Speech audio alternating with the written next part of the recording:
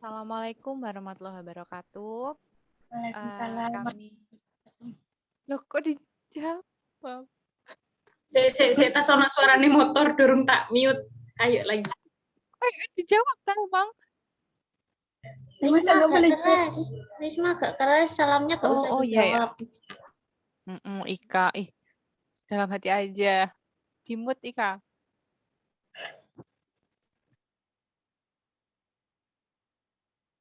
Assalamualaikum warahmatullahi wabarakatuh. Kami dari kelompok 2 model pengembangan media berbasis teknologi informasi akan membawakan materi kami yaitu model-model pengembangan produk. Kami beranggotakan 5 orang. Yang pertama yaitu Firnanda Hoirunisa dengan NIM 2005. Yang kedua ada Revi Aziza Gunawan dengan NIM 2013. Yang ketiga ada Rismatul Faiza dengan NIM 2027. Yang keempat ada Ika Nurkomaria Hasana dengan NIM 2034. Dan yang terakhir ada Kurotun Nabila dengan NIM 2042. Materi model pengembangan produk ada 4 poin. Yang pertama yaitu model Asur, yang kedua model PIA, ketiga ada model Hanafin Pack, dan yang terakhir model Roblayer. Apa? Kok mahku share gini share screen-nya kok ramah aku toh? Tetap nanya share screen pertama ini. Oh iya Bila. Iya, PPT ini ya. Enggak mau ganti lah selatan. Mut. Bil. Kesel ngomong. Iya rek, lali rek. Ya mau gak dimelakukan udah di share screen-nya. Waduh. Ini keganti nggak sudah? Ya? Sudah keganti nggak ini? Belum. Enggak. Coba Masa? lagi. Belum. Rodok delay paling.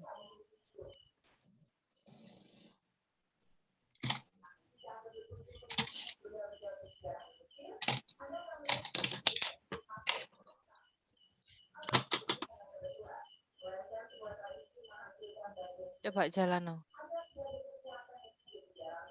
Bilal lek sampamane di full screen apa oh? Gak usah dianu ta iki. Apa ku jenenge?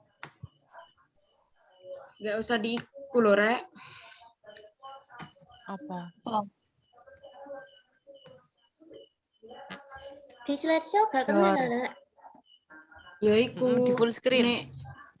Gak jalan kayaknya di slideshow. Iya, kalau di full screen kayaknya gak iso. Gak iso melaku. Gak mau jalan. Iya ta? Coba. Kayak sik. Iki durung diganti rek. Ya opo rek? Table of content.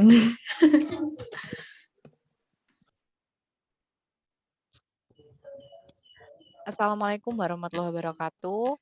Kami dari kelompok 2 model pengembangan media berbasis teknologi informasi akan membawakan materi kami yaitu model-model pengembangan produk. Kami beranggotakan 5 orang. Yang pertama ada Firnanda Hoirunisa dengan NIM 2005. Yang kedua ada Revi Aziza Gunawan dengan NIM 2013. Yang ketiga ada Rismatul Faiza dengan NIM 2027. Yang keempat ada Ika Nurkomaria Hasana dengan NIM 2034. Dan yang terakhir ada Kurotun Nabila dengan NIM 2042. Materi model pengembangan produk ada 4 poin. Yang pertama ada model Asur, yang kedua ada model PIA, yang ketiga ada model Hanafin Pack, dan yang keempat ada model Roblayer. Masuk pada model yang pertama yaitu model Asur atau perencanaan pembelajaran yang digunakan untuk kegiatan pembelajaran di dalam kelas.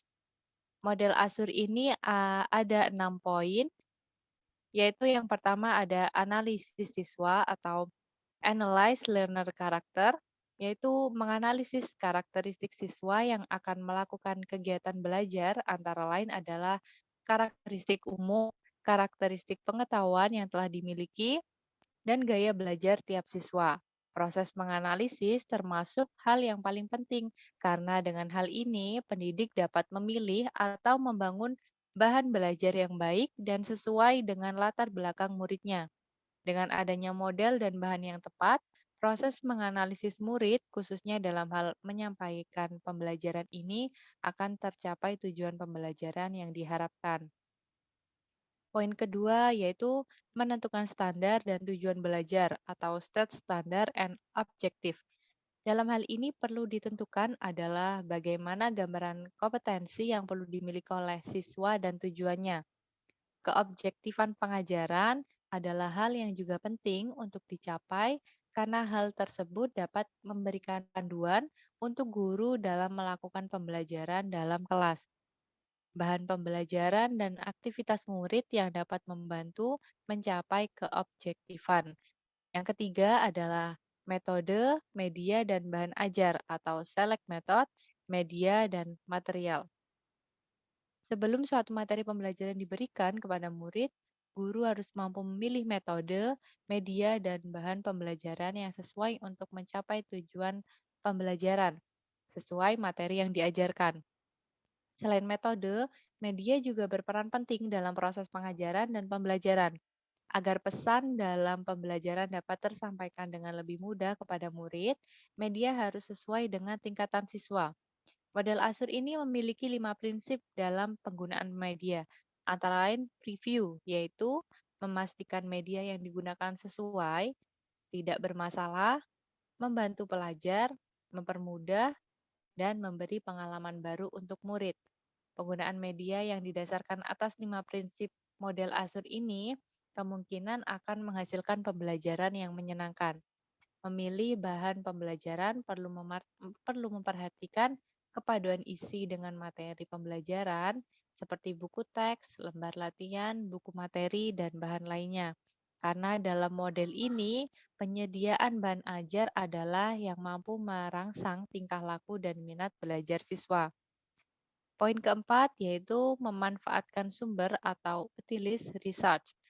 Sebelum poin ketiga digunakan, diperlukan uji sumber yang memastikan bahwa poin ketiga dapat digunakan dan memiliki fungsi yang efektif untuk pembelajaran. Mencari sumber melalui internet dalam menyediakan bahan ajar adalah salah satu hal yang bermanfaat dengan cara diaplikasikan dengan bahan ajar dari guru. Pemilihan dan penggunaan metode dan media juga menjadi daya tarik untuk pembelajaran. Namun, pemilihan dan penggunaannya harus disesuaikan dengan murid dan bahan yang digunakan memiliki sumber yang jelas. Poin yang kelima yaitu mewajibkan partisipasi siswa atau required learners participation. Dalam poin ini, keterlibatan siswa secara aktif dengan materi yang sedang diajarkan adalah hal yang diperlukan. Hal ini disebut dengan pembelajaran berpusat kepada murid. Pembelajaran ini mampu merangsang minat dan tingkah laku murid dalam proses belajar mengajar. Contohnya dalam tugas kuis latihan kerja, diskusi dan kerja kelompok atau kerja proyek. Aktivitas belajar yang sedemikian rupa mampu memberikan pengalaman belajar baru kepada murid. Proses belajar ini juga dapat memotivasi murid yang pasif untuk turut terlibat dalam proses pembelajaran. Poin yang terakhir adalah evaluasi dan revisi atau evaluate and revise. Penilaian adalah proses melihat bagaimana hasil pengajaran dan pembelajaran yang dilakukan oleh siswa dan guru. Proses menilai ini dilakukan apabila proses pembelajaran telah selesai. Tahap menilai dan evaluasi dilakukan untuk menilai seberapa efektif pembelajaran dan hasil belajar yang dihasilkan. Tahap revisi dilakukan apabila hasil dari penilaian dirasa kurang cukup. Tahap revisi juga membantu pendidik untuk melihat kelemahan atau kekurangan siswanya dan proses pembelajaran yang dilakukan. Oleh karena itu, guru perlu bakat dan kreatif dalam melakukan penilaian atau evaluasi dan revisi terhadap murid karena kedua proses ini dilakukan agar memperoleh gambaran yang sesuai atau lengkap tentang kualitas sebuah program pembelajaran di kelas.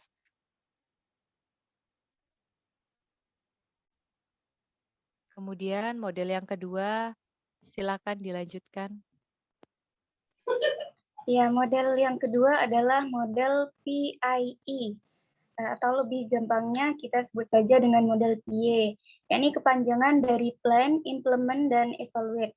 Merupakan model pengembangan media yang dikembangkan oleh Timothy Newby, Donald Astepich, James D. Lehman, James D. Russell, Annie Atterbury Leftwich di dalam buku mereka yang berjudul Educational Technology for Teaching and Learning tahun 2011.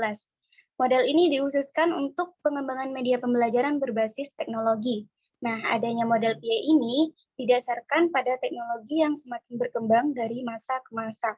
Model PIE ini memberikan pandangan kepada pendidik dan pengembang media bagaimana mengembangkan media pembelajaran berbasis teknologi. Dalam model PIE atau PIE ini terdapat 3 komponen, teman-teman. Yang pertama adalah plan atau rencana. Pada komponen plan ini berfokus pada perencanaan pengembangan media pembelajaran. Pada komponen ini, beberapa pertanyaan harus terjawab. Di antaranya, kapan sih media akan digunakan? Kenapa perlu menggunakan media tersebut? Nah, bagaimana sih cara memperoleh hasil belajar yang maksimal dengan media tersebut? Dari plan ini, pendidik menghasilkan ringkasan berupa produk, gambaran produk, RPP, dan atau cetak biru.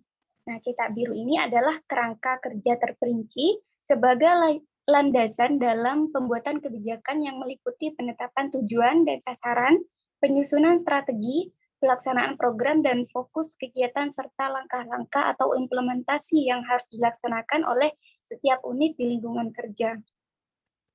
Dalam plan ini dapat membantu pendidik dan pengembang media pembelajaran dalam menggambarkan dengan jelas bagaimana pengetahuan dan keterampilan peserta didik sebelum digunakannya media pembelajaran tersebut, dan keterampilan berdasarkan sasaran pembelajaran yang telah ditentukan. Kemudian untuk mengetahui jenis media dan teknologinya, bahan yang diperlukan, kemudian dan strategi pembelajaran yang perlu digunakan dalam meminimalisir adanya kesenjangan antara pengetahuan dan keterampilan yang sudah dimiliki sebelumnya dan seharusnya dikuasai oleh peserta didik. Komponen yang kedua ialah implement. Implement ini diambil dari bahasa Inggris, teman-teman, yang berarti implementasi. Implementasi dalam KBBI artinya pelaksanaan penerapan. Pada implementasi ini difokuskan kepada pelaksanaan atau perencanaan yang telah dirancang. Atau pelaksanaan yang telah dirancang. Implementasi ini didasarkan pada kendala atau hambatan yang memungkinkan akan terjadi ketika menggunakan media yang telah dipilih. Selain itu, pada implementasi ini juga dilaksanakannya berbagai efektivitas yang dapat menunjang pelaksanaan pembelajaran. Misalnya, dengan menggunakan strategi dan metode pembelajaran yang cocok, memancing fokus siswa, improvisasi, dan lain sebagainya. Pendidik bertanggung jawab untuk memperhatikan dan mengelola pelaksanaan pembelajaran yang sedang berlangsung. Artinya, di sini pendidik harus memperhatikan dengan betul bagaimana keberlangsungan pembelajaran ketika media digunakan, serta mengontrol dan mengelola kegiatan di dalam kelas. Yang ketiga adalah evaluate atau evaluasi.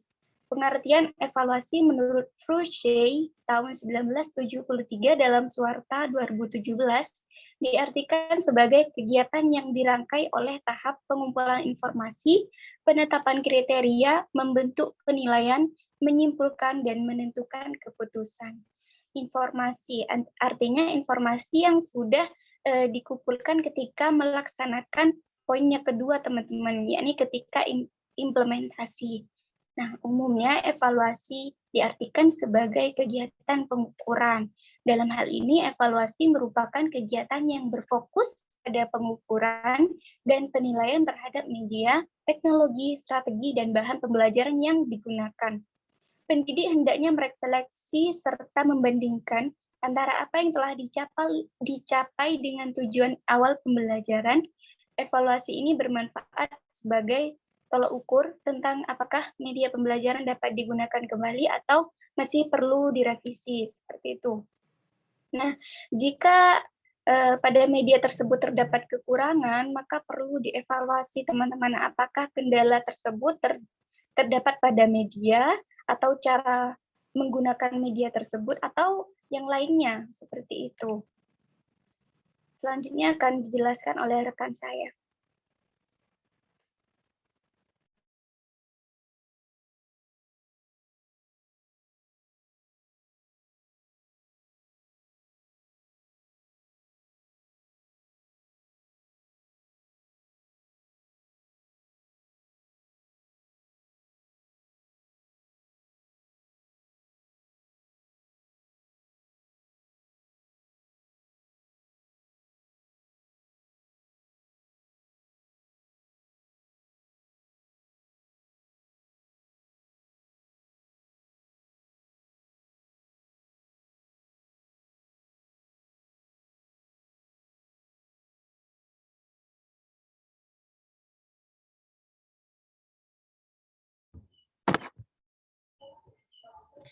Baik, selanjutnya adalah model Hanafin dan Peck atau model pengembangan media pembelajaran yang menitik beratkan pada produk.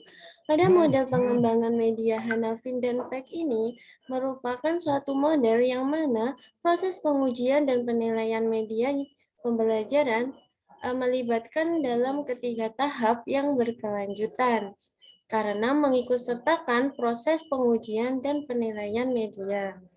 Berikut ini adalah 3 tahap yang berkelanjutan dari model Hanafin dan Peck. Tahap yang pertama adalah analisis kebutuhan, tahap yang kedua adalah sketsa atau rancangan, tahap yang ketiga adalah pengembangan dan implementasi.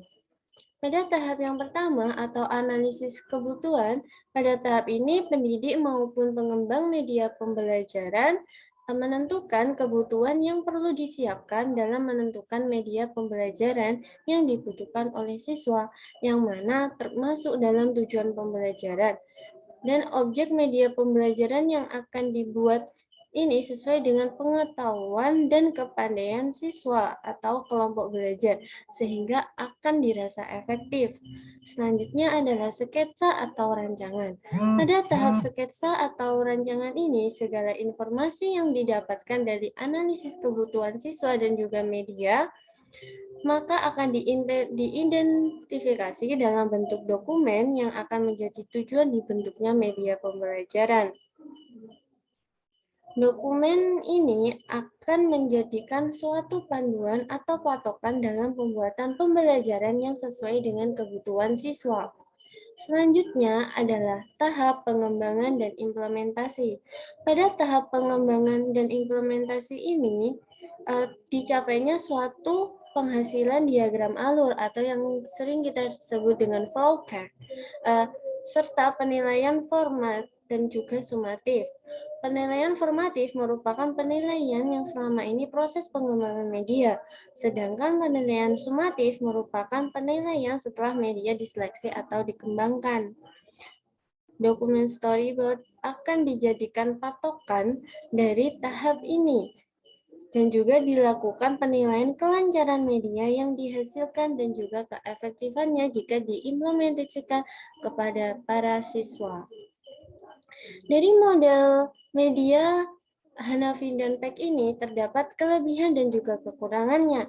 Kelebihannya seperti menekankan proses penilaian dan pengulangan yang melibatkan ketiga fase, yakni analisis kebutuhan, sketsa atau rancangan, dan pengembangan serta implementasinya. Dapat menentukan apa yang dibutuhkan karena sesuai dengan kebutuhan siswa dan pengetahuannya sehingga siswa lebih mudah untuk belajar.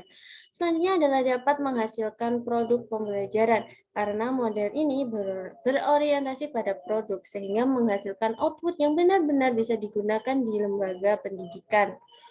Sedangkan kekurangannya terdapat masalah tertentu atau tidak umum, misalnya masalah teknis atau yang lainnya. Halnya adalah lebih condong dalam pembuatan media karena model ini berorientasi pada produk. Benar sekali, karena berorientasi pada produk, terkadang mengalami kendala dalam pembuatannya.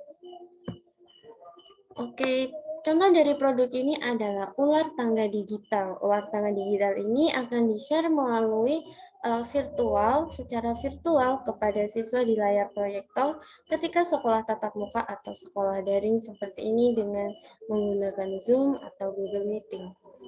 Oke, untuk selanjutnya akan dilanjutkan oleh teman saya.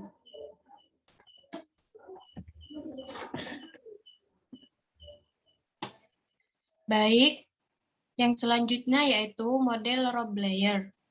Model Roblayer ini dikenal dengan model TIP, yaitu Teknologi Integration Planning atau Perencanaan Integrasi Teknologi. Model TIP ini dikembangkan oleh MD Roblayer pada tahun 2003. Model TIP ini merupakan cara sistematis untuk mengintegrasikan media dan teknologi ke dalam pembelajaran melalui 5 fase, yakni yang pertama, menentukan keuntungan relatif. Fase pertama pada model TIP merupakan penentu keuntungan yang mengintegrasikan media dan teknologi ke dalam pembelajaran. Hal ini penting untuk mengetahui berbagai aspek kemungkinan integrasi yang dilakukan, termasuk mengkaji beberapa aspek seperti kesesuaian, kesulitan, keterujian, dan keteramatan. Yang kedua yaitu menentukan tujuan. Pada tahap ini, pendidik menentukan pengetahuan dan keterampilan yang ingin dipelajari oleh peserta didik, sekaligus menetapkan instrumen penilaian untuk mengukur dan menilai pembelajaran yang telah diperoleh peserta didik dengan menggunakan media dan teknologi yang telah diintegrasikan. Yang ketiga yaitu merancang strategi integrasi. Pada tahap ini, pendidik perlu menentukan strategi mengajar dan bentuk aktivitas yang sesuai dengan karakteristik peserta didik. Dalam strategi integrasi media dan teknologi, perlu dipertimbangkan seperti karakteristik topik-topik bahan pembelajaran, kebutuhan peserta didik, dan metode yang sesuai dengan lingkungan belajar. Yang keempat yaitu menyediakan lingkungan belajar. Penyediaan lingkungan belajar merujuk pada pengaturan dan pengelolaan tempat, sarana, dan prasarana yang memungkinkan diterapkan teknologi secara efektif dalam pembelajaran. Kemudahan penggunaan teknologi secara efektif dalam pembelajaran ditentukan oleh penyediaan perangkat lunak dan eras, serta dukungan teknis dalam pengambilan kebijakan. Yang kelima yaitu mengevaluasi dan merevisi. Setelah semua itu terungkap dan terlaksana, langkah selanjutnya yaitu melakukan revisi berdasarkan berbagai kelemahan dan keterbatasan yang ada. Pengembangan dapat mengkaji apa yang telah berjalan dengan baik dan apa yang harus diperbaiki. Selanjutnya, melakukan revisi berdasarkan berbagai kelemahan dan keterbatasan yang ada. Selanjutnya akan dijelaskan oleh rekan saya.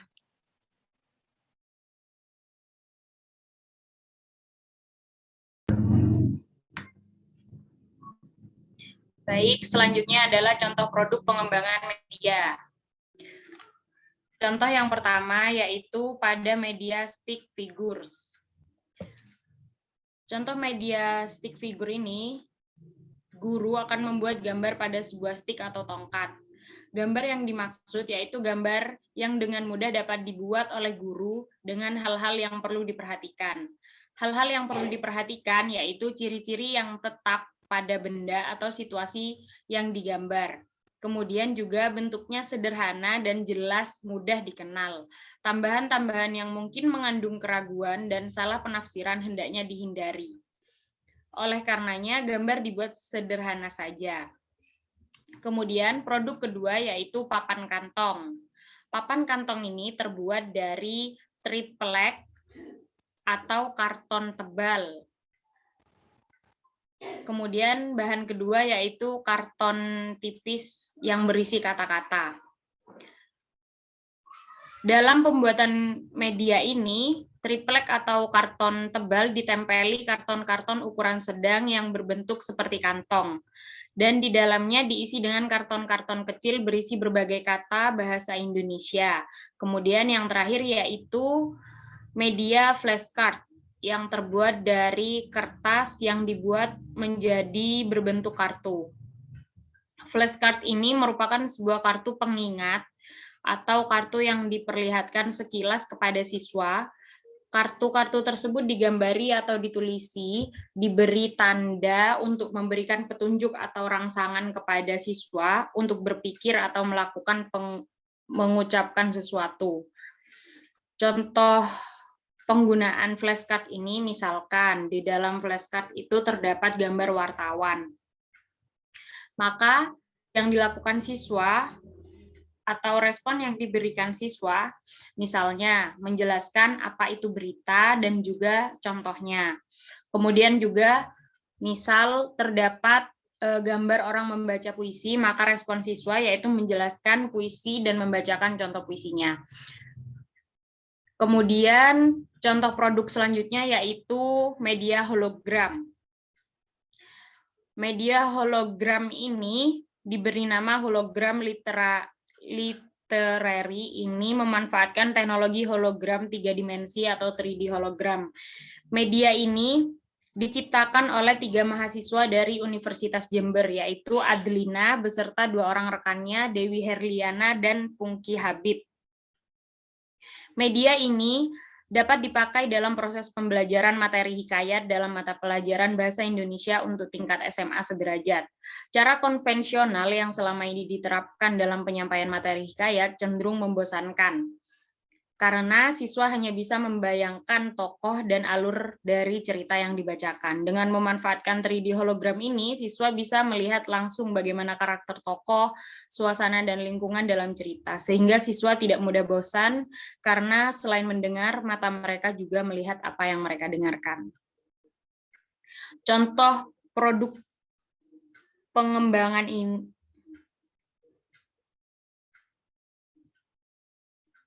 sudah selesai.